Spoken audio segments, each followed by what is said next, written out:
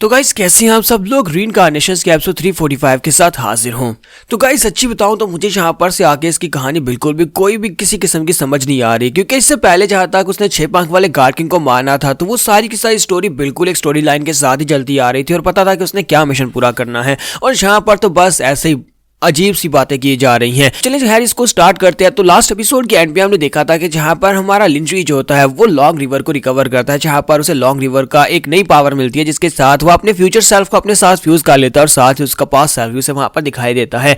तो हमारा लिंजुई जो होता है अपने पास्ट सेल्फ को भी अपने साथ मिलाने की कोशिश करता है। तो उसका पास्ट सेल्फ उसे कहता है तुम यहाँ पर मेरे पास आ जाओ, जहां पर आकर मेरे साथ फाइट करो, जबकि लिंजुई उसे कहता है कि नहीं, मैं यहाँ पर पास्ट में डिवेल नहीं होने वाला, बल्कि जहां पर तुम्हें मेरा हिस्सा बनना है, जल्दी से मेरे पास आ जाओ, मैं पास्ट बिल्कुल भी नहीं जाऊंगा। तो पास्ट सेल्फ उसे कहता है क्या तुम्हें लगता है कि तुम अकेले जहां पर उस ब्लैक डिजास्टर को हरा पाओगे, क्योंकि तुम जहां पर अगर लॉ ऑफ टाइम या स्पेस को भी मास्टर कर लेते हो तब भी ब्लैक डिजास्टर को हराना तुम्हारे अकेले के बस की बात नहीं है। तो हमारा लिंजुई उसे कहता है कि ये सब कुछ मेरे ऊपर छोड़ दो, तुम बस मेरे अंदर इंटीग्रेट हो जाओ। और इसी के साथ ही हमारा लिंजुई अपने पास्ट सेल्फ को अपनी बॉडी के अंदर फ्यूज कर लेता है। तो उसको वहां पर फ्यूज करने के बाद उसके अंदर एक बीज बनता है, एक बीज जो जिसके साथ वो अपने इनर वर्ल्ड को ओपन कर सकता है। ये इसकी ओरिजिन गार्ड राम की पी की पावर्स होती है, जिसके अंदर वो गेट्स को ओपन कर सकता है, अपनी बॉडी के अंदर ओपन वर्ल्ड को ओपन कर सकता है। लेकिन यहाँ पर ज्यादातर लोग जो है 5 या फिर 6 ज्यादा इससे ज्यादा ग्रेट ओपन वर्ल्ड्स को ओपन नहीं कर सकते। लिंजुई वहां पर इनर वर्ल्ड को ओपन करने की कोशिश करता है और थोड़ी देर के बाद उसने पहले इनर वर्ल्ड को ओपन कर लिया है। तो पहले इनर वर्ल्ड को ओपन करने के बाद उसके पास अभी भी 2 सीड्स होते हैं जो कि लॉक्ड होते हैं। इसी के साथ ही लिंजुई कहता है कि मुझे यहाँ पर सेकंड लेवल को भी ओपन करना होगा, और इसी के साथ ही वो सेकंड इनर वर्ल्ड को ओपन करने की कोशिश करता है। लिंजुई जैसे वहां पर बैठकर कल्टीवेट कर रहा था, उसके कल्टीवेशन की वजह से उसके जो साथी होते हैं उन सभी को भी वहां पर साथ पावर्स मिल रही होती है, उसकी बॉडी के जो एनर्जी निकल रही होती है वो सभी को मिलती है, जिससे वो सभी लोग गार्ड किंग राम में पहुंच जाते हैं। इस तरह हमारा लिंजुई जो होता है वो अपने सेकंड लेवल को अनलॉक कर लेता है, और इसी के साथ ही जहां पर वो लेवल्स को ओपन करता जा रहा था, फिर तीसरा लेवल, चौथा लेवल और 5वां लेवल, और इसके साथ ही वो छठे लेवल तक पहुंच जाता है। हमारा लिंजुई जैसे वहां पर छठे लेवल को इनर वर्ल्ड को ओपन कर लेता है, तो उसी के साथ ही 8th यूनिवर्स की जो वो बुढ़िया होती है वो वहां पर महसूस करती है और कहती है कि मुझे लगता है कि किसी ने यहाँ पर इनर वर्ल्ड को ओपन किया और इनर वर्ल्ड में से छठे लेवल को भी ओपन कर लिया है। वो बुढ़िया कहती है कि मुझे लगता है कि छठे लेवल से ऊपर जा पाएगा, क्योंकि ज्यादातर लोग छठे लेवल से ऊपर नहीं जा पाते, तो मुझे भी जाकर देखना होगा। और इसी के साथ ही वो देखने के लिए निकल पड़ती है। जबकि हमारा लिंजुई कहता है कि अब यहाँ पर 7वें इनर वर्ल्ड को ओपन करने की बारी है, और 7वें इनर वर्ल्ड को जब वहां पर ओपन करने की कोशिश कर रहा था तो बुढ़िया वहां पर पहुंच जाती है और कहती है ये लड़का ये कैसे कर पा रहा है, ये तो बहुत ज्यादा अमेजिंग है। जबकि 5th यूनिवर्स की गार्ड किंग भी वहीं पर होती है और कहती है कि हाँ मुझे पता है कि ये बहुत ज्यादा अमेजिंग है। जबकि बुढ़िया उसे कहती है कि जूनियर मास्टर तुम्हारी विजन बिल्कुल ठीक थी, तुमने यहाँ पर इसको पहचान लिया कि ये लड़का जो है बहुत ज्यादा काबिल है और जो यहाँ पर ब्लैक डिजास्टर को हराने में हमारी मदद कर सकता है। तो 5th यूनिवर्स की गार्ड किंग उसे कहती है आपको तो पता ही होगा कि एक सुप्रीम बीइंग ने जहां पर एक भविष्यवाणी की थी, उस भविष्यवाणी के मुताबिक एक बहुत ही पावरफुल इंसान जहां पर आएगा। तो आपको क्या लगता है कि यही वो पावरफुल इंसान होने वाला है जो जहां पर 9th लेवल के इनर वर्ल्ड को ओपन कर पाएगा, क्योंकि अभी तक लेजेंडरी 9th लेवल के इनर वर्ल्ड को सिर्फ और सिर्फ सुप्रीम बीइंग्स ही ओपन कर सके हैं। बुढ़िया उसे कहते हैं कि हाँ मुझे लगता है, लेकिन ये बहुत ज्यादा मुश्किल होने वाला है।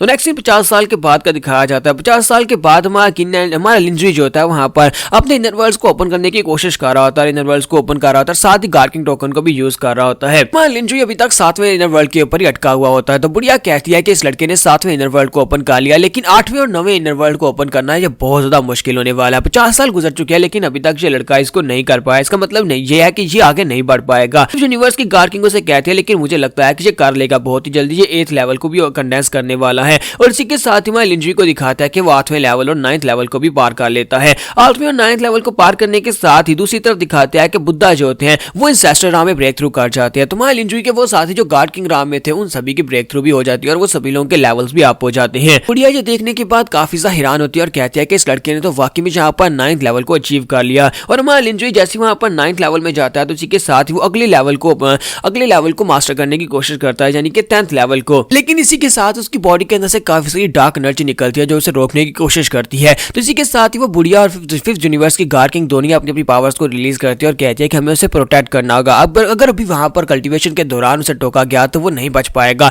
और इसी के साथ दोनों अपनी पावर्स के साथ वहां पर उसको ब्लॉक करने की कोशिश करती हैं। लेकिन वहां लिंजुई जो होता है वो कहता है कि मैं तो कब से इसी समय का इंतजार कर रहा था, और साथ ही वो अपनी एनर्जी के साथ 2 तलवारें बनाता है और उन दोनों तलवारों को अपनी बॉडी के अंदर दंसा देता है। तो 5th यूनिवर्स की गार्ड किंग कहते हैं कि लिंजुई ने क्या किया, क्या ये यहाँ पर सुसाइड कर रहा है। और इसी के साथ ही वो तलवारें जैसी वहां लिंजुई की बॉडी के अंदर दंसती है उसकी बॉडी वहां पर से गायब हो जाती है, वो डिस्पर्स हो जाता है। तो वो सभी लोग कहते हैं कि ऐसा कैसे हो सकता है, हमारे गार्ड किंग का ऑरा यहाँ पर से खत्म हो गया। गार्ड किंग यहाँ पर ब्रेक थ्रू कर रहे थे, लेकिन ब्रेक थ्रू करने के दौरान ऐसा क्या हुआ कि वो यहाँ पर से चले गए, ऐसा लगता है जैसे वो मर गए हों। तो फिफ्थ यूनिवर्स के गार्ड किंग कहते हैं कि लिनजुई के पास टाइम एंड स्पेस की पावर है, उसके पास जो गार्ड किंग टोकन है वो टाइम को कंट्रोल कर सकता है, लेकिन मुझे नहीं लगता कि इस बार वो दोबारा से रिवाइव हो पाएगा, क्योंकि उसने खुद को डिस्ट्रॉय कर लिया है, तो वो दोबारा नहीं आ पाएगा। तो नेक्स्ट सीन 500 साल के बाद का दिखाया जाता है। 500 साल के बाद भी हमारे लिनजुई के साथी जो होते हैं वो कहते हैं कि 500 साल गुजर चुके हैं, हमारे गार्ड किंग का अभी तक कुछ अता पता नहीं है, जिसकी वजह से बाकी के यूनिवर्सिटीज जो है वो बहुत ज्यादा एरोगेंट होते जा रहे हैं और फिर से हमारे यूनिवर्सिटीज के ऊपर अटैक करना शुरू कर दिया है। लिंजो उन लोगों से कहता है कि मुझे लगता है कि मेरे पास कुछ वर्षा और जहाँ पर इंतजार करना होगा, मैं सेकुलेशन में जाने वाला हूँ, जाकर ब्रेक थ्रू करने वाला हूँ। एक बार मैं ब्रेक थ्रू कर लूँ तो उसके बाद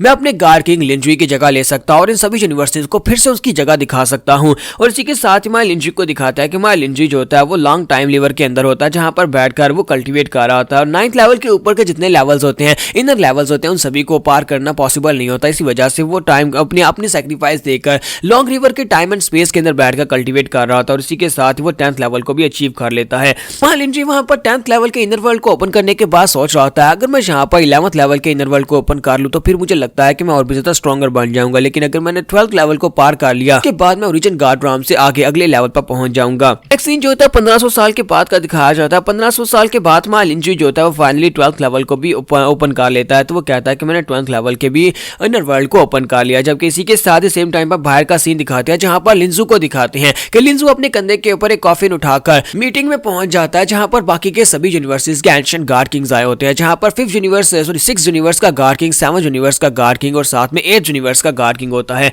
तो वो वहां पर उनके सामने जब अपीयर होता है तो सभी लोग कहते हैं कि ये तो 12th यूनिवर्स के गार्ड किंग के जैसा दिखाई देता है, लेकिन ये वो है नहीं, कहीं ऐसा तो नहीं है कि इसने डार्क एनर्जी को मास्टर कर लिया, इसकी वजह से इसकी शक्ल ऐसी हो गई है। 4th यूनिवर्स का गार्ड किंग कहता है कि देखो तो जरा यहाँ पर क्या हो रहा है, इन लोगों ने ब्लैक डिजास्टर के साथ कांटेक्ट करके अपनी पावर्स को इवल पावर्स के साथ चेंज कर लिया है। कि 6th यूनिवर्स का गार्ड किंग उसे कहता है क्या वाकई में तुम्हें लगता है कि इन्होंने ऐसा किया, अगर ऐसा किया है तो फिर तो ये बहुत बड़ा टैबू है, तो हमें यहाँ पर इनको सबक सिखाना चाहिए। जबकि हमारा लिनजुई इन सभी लोगों से कहता है कि तुम सभी को क्या लगा था कि हमारा गार्ड किंग लिनजुई यहाँ पर नहीं है, तो तुम सभी लोग कितने एरोगेंट हो सकते हो और हमारी रूलिंग को चैलेंज कर सकते हो। 12th यूनिवर्स ने 3rd यूनिवर्स, 2nd यूनिवर्स और 10th यूनिवर्स के ऊपर कब्जा किया था जब हमारे गार्ड किंग लिनजुई यहाँ पर थे, लेकिन तुम में से कोई भी यहाँ पर इस रूल को चेंज नहीं कर पाएगा। तो अगर तुम्हें यहाँ पर इनका कब्जा वापस लेना है तो मुझसे फाइट करना पड़ेगी। तो इसी के साथ 6th यूनिवर्स का एंशिएंट गार्ड किंग उसके ऊपर अटैक करने के लिए आगे बढ़ता और कहता है कि बच्चे तुम अभी बहुत ज्यादा कच्चे हो, अगर तुम्हें वाकई में फाइट करनी है तो फिर मेरे पीछे आ जाओ, हम लोग बैटलफील्ड में चलते हैं। और इसी के साथ वो दोनों वहां पर से बाहर निकल जाते हैं।